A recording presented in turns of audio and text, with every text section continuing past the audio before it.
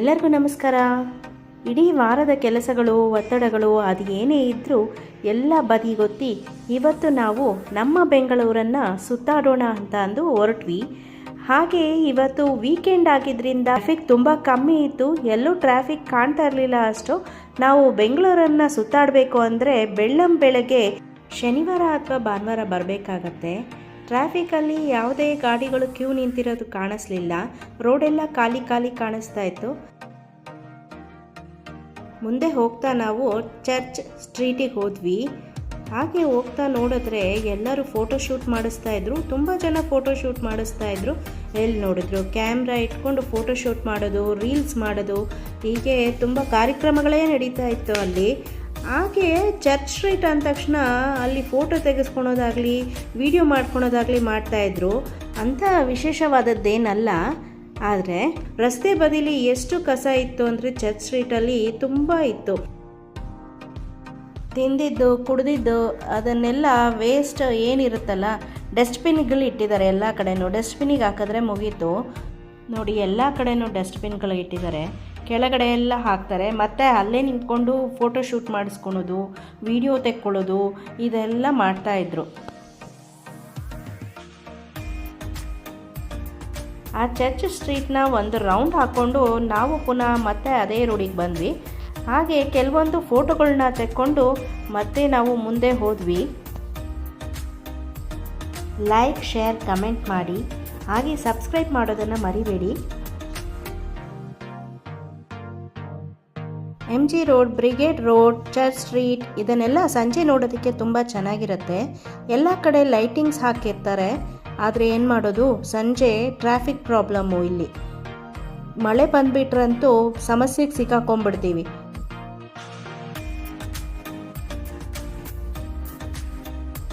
Weekend ಬೆಳಗ್ಗೆ ಟೈಮ್ನಲ್ಲಿ ಬಂದರೆ ಆರಾಮಾಗಿ ಸುತ್ತಾಡ್ಬೋದು.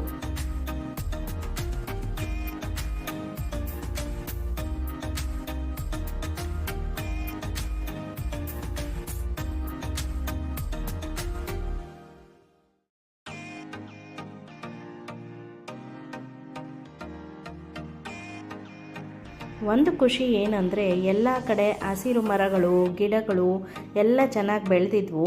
ಮಳೆಗಾಲ ಆಗಿದ್ದರಿಂದ ಯಾರು ನೀರು ಹಾಕಬೇಕು ಅನ್ನೋದೇನು ಇರಲಿಲ್ಲ ಅವಕ್ಕೆ. ತುಂಬ ಚೆನ್ನಾಗಿ ಬೆಳೆದಿದ್ವು. ಎಷ್ಟು ದೊಡ್ಡ ದೊಡ್ಡ ಮರಗಳು, ಹಳೇ ಮರಗಳು ನೋಡೋದಕ್ಕೆ ತುಂಬ ಖುಷಿ ಅನ್ನಿಸ್ತು.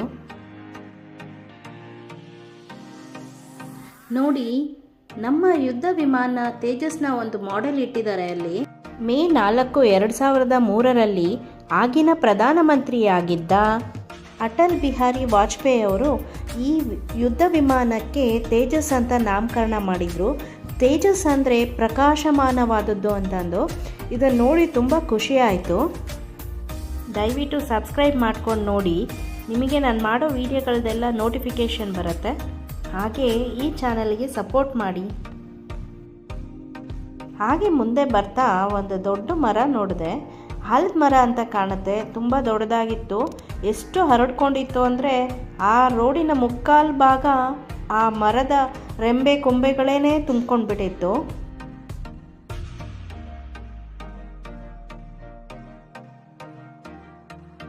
ಹಾಗೆ ಮುಂದೆ ಬರ್ತಾ ಎಷ್ಟು ದೊಡ್ಡ ದೊಡ್ಡ ಮರಗಳನ್ನು ನೋಡಿದ್ವಿ. ಇವತ್ತು ಟ್ರಾಫಿಕ್ ಇರಲಿಲ್ಲ, ಆದರೆ ಟ್ರಾಫಿಕ್ ಪೊಲೀಸ್ನವ್ರು ಮಾತ್ರ ಎಲ್ಲ ಕಡೆ ನಿಂತಿದ್ದರು. ಹಾಗೆ ಮುಂದೆ ಬರ್ತಾ ವಿಧಾನಸೌಧ ರೋಡಿಗೆ ಬಂದ್ವಿ. ಅಲ್ಲೂ ಕೂಡ ಎಷ್ಟೋ ಜನ ರೀಲ್ಸ್ ಮಾಡೋರು, ಶಾರ್ಟ್ಸ್ ಮಾಡೋರೆಲ್ಲ ವಿಡಿಯೋ ಮಾಡ್ಕೊತಾ ಇದ್ರು. ಮತ್ತು ಫೋಟೋಶೂಟ್ಗಳು ಕೂಡ ನಡೀತಾ ಇತ್ತು. ಕರ್ನಾಟಕದ ವಿಧಾನ ಮಂಡಲ ಸಭೆ ನಡೆಯುವ ಸ್ಥಳ ವಿಧಾನಸೌಧ. ದಿವಂಗತ ಮಾಜಿ ಮುಖ್ಯಮಂತ್ರಿ ಕೆಂಗಲ್ ಹನುಮಂತಯ್ಯನವರು ನಿರ್ಮಾಣ ಮಾಡಿದ್ರು ಅಂತ ಹೇಳಲಾಗುತ್ತೆ. ಹಾಗೆ 1951 ಜುಲೈ 13ರಂದು ಅಂದಿನ ಪ್ರಧಾನಮಂತ್ರಿಯಾಗಿದ್ದ ಜವಾಹರ್ಲಾಲ್ ನೆಹರೂರವರು ಶಂಕುಸ್ಥಾಪನೆ ಮಾಡಿದರು. ಹಾಗೆ ಇದನ್ನು 5,000ಕ್ಕೂ ಹೆಚ್ಚು ಜನ ಸೇರಿ ಕಟ್ಟಿದ್ರು ಅಂತ ಹೇಳಲಾಗುತ್ತೆ. ಹಾಗೆ ಕಾರ್ ನಿಲ್ಲಿಸ್ಬಿಟ್ಟು ನಾವು ಒಂದೆರಡು ಫೋಟೋಗಳು ಕೂಡ ತೆಕ್ಕೊಂಡ್ವಿ. ಆ ಸೈಡು ತುಂಬ ಫೋಟೋ ಶೂಟ್ಗಳು ನಡೀತಾ ಇತ್ತು. ನೋಡಿ, ನಮ್ಮ ಬಾವುಟ ತ್ರಿವರ್ಣ ಧ್ವಜ ಹೇಗೆ ಹಾರಾಡ್ತಾ ಇದೆ ಅಂದರೆ ಕೇಸರಿ, ಬಿಳಿ, ಹಸಿರು, ಮಧ್ಯ ಅಶೋಕ ಚಕ್ರ. ಅದನ್ನು ನೋಡಿ ತುಂಬ ಖುಷಿ ಆಯಿತು.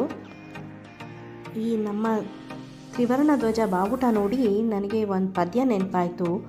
ಏರುತಿಹುದು ಹಾರುತಿಹುದು ನೋಡು ನಮ್ಮ ಬಾವುಟ, ತೋರುತಿಹುದು ಹೊಡೆದು ಹೊಡೆದು ಬಾನಿನಗಲ ಪಟಪಟ. ಈ ದೇಶಭಕ್ತಿ ಗೀತೆ ನಾವು ಚಿಕ್ಕವರಿದ್ದಾಗ ತುಂಬ ಕೇಳ್ತಾ ಇದ್ವಿ, ಹಾಡ್ತಾ ಇದ್ವಿ. ಯಾರಿಗೆಲ್ಲ ಈ ಪದ್ಯ ಪೂರ್ತಿ ನೆನಪಿದೆ ಅಂತ ಕಮೆಂಟ್ ಮಾಡಿ. ಹಾಗೆ ಇದು ಬರೆದವ್ರು ಯಾರು ಅಂತ ಕಮೆಂಟ್ ಮಾಡಿ. ಹಾಗೆ ಮುಂದೆ ಹೋಗ್ತಾ ನಮಗೆ ಈ ವಿಧಾನಸೌಧ ಪಕ್ಕದಲ್ಲೇ ಸಿಗೋದು ವಿಕಾಸಸೌಧ. ನಮ್ಮ ಕಾರ್ ಪಾರ್ಕ್ ಮಾಡೋಣ ಅಂತ ಪಾರ್ಕಿಂಗ್ ಹುಡುಕ್ತಾ ಇದ್ವಿ. ಅಲ್ಲಿ ಪಾಪ ಒಬ್ಬರು ಜಲಗಾರರು ಎಷ್ಟು ಕ್ಲೀನಾಗಿ ಕಸ ಗುಡಿಸ್ತಾ ಇದ್ರು ಅಂದರೆ, ಪಾಪ ನಾವು ಹೆಂಗೆ ಬೇಕೋ ಹಾಗೆ ಕಸಗಳನ್ನ ಎಸ್ದು ಬಿಡ್ತೀವಿ. ಅವರು ನಾವು ಎಸ್ತಿದ್ದ ಕಸನ ಕೈನಲ್ಲಿ ತೆಗೆದು ಗುಡಿಸಿ ಕಸದ ಬುಟ್ಟಿಗೆ ಹಾಕ್ಕೊಳ್ತಾ ಇದ್ರು. ಕಬ್ಬನ್ ಪಾರ್ಕ್ ಒಳಗೆ ಹೋದಾಗ ನಮ್ಮನ್ನು ವೆಲ್ಕಮ್ ಮಾಡಿದ್ದು ಈ ಶೋ ಗಿಡದ ಹೂವುಗಳು. ಎಷ್ಟು ಚೆನ್ನಾಗಿದೆ ನೋಡಿ, ಒಳ್ಳೆ ಮಲ್ಲಿಗೆ ಹೂವು ಕಣಂಗೆ ಕಾಣಿಸ್ತಾ ಇತ್ತು ಬೆಳ್ಳಗೆ, ತುಂಬ ಚೆನ್ನಾಗಿತ್ತು ಹೂವುಗಳು.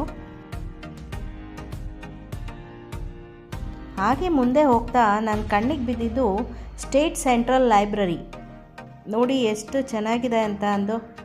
ಈ ಕಡೆನೂ ಮರ ಗಿಡಗಳು, ಆ ಕಡೆನೂ ಮರ ಗಿಡಗಳು, ಹಸಿರು, ಅದ್ರ ಮಧ್ಯ ಸೆಂಟ್ರಲ್ ಲೈಬ್ರರಿ. ಓದೋರಿಗಂತೂ ಹಬ್ಬದ ಊಟ ಇದ್ದಂಗೆ ಅದು. ಎಷ್ಟು ಖುಷಿಯಾಗತ್ತೆ ಅಂದರೆ, ಆದರೆ ಒಳಗೆ ಹೋಗೋಕ್ಕೆ ಅವಕಾಶ ಆಗಲಿಲ್ಲ ನನಗೆ. ನಾವು ಮತ್ತೆ ಬೇರೆ ಕಡೆ ಹೋಗಬೇಕಾಗಿತ್ತು, ಹಾಗಾಗಿ ನಾನು ಒಳಗೆ ಹೋಗಲಿಲ್ಲ. ಇನ್ನೊಂದು ಸರಿ ಹೋದರೆ ಒಳಗಡೆ ಹೋಗಬೇಕು ಅಂದ್ಕೊಂಡಿದ್ದೀನಿ.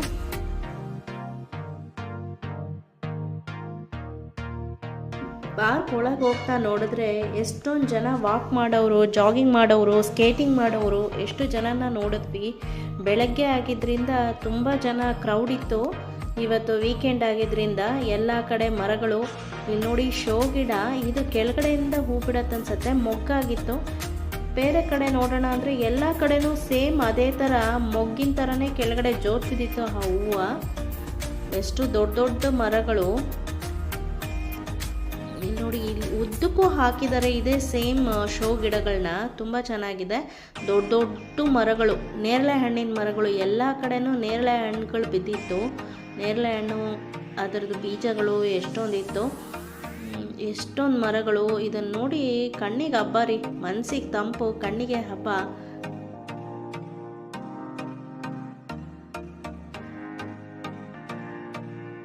ಇದು ಪೂರ್ತಿ 300 ಎಕರೆ ಇದೆ. ಇದನ್ನು ಲಾರ್ಡ್ ಕಬ್ಬನ್ ಅವರು 1864ರಲ್ಲಿ ಸ್ಥಾಪಿಸಿದ್ರು ಅಂತ ಹೇಳಲಾಗತ್ತೆ.